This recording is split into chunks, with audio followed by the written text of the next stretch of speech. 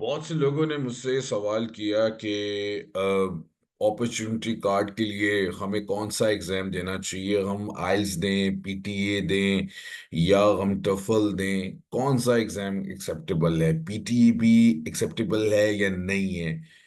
मुझे बहुत ज़्यादा क्वेश्चंस आए तो मैंने कहा चले आज एक वीडियो बनाता हूँ। ये इनकी ऑफिशियल वेबसाइट है और मैं यहाँ पे देखता हूँ। ये आपने इसको देखना है। सबसे पहली बात ये कि the following basic requirement must be fulfilled for the opportunity card on the point basic completion of a degree आपकी हो।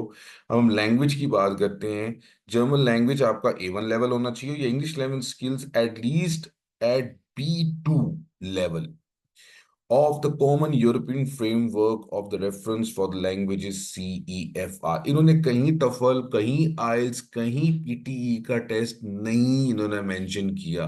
इन्होंने सिर्फ यही मेंशन किया है कि आपका कोई इंग्लिश का एग्जाम हो, उसका सिर्फ B2 लेवल हो। जो B2 लेवल होता है वो आइल्स में 5.5 के इक्विवेलेंट होता है। अगर आइल्स में 5.5 ओवरऑल आपका स्कोर आ जाता है, then you are eligible to apply for the opportunity card without any problem.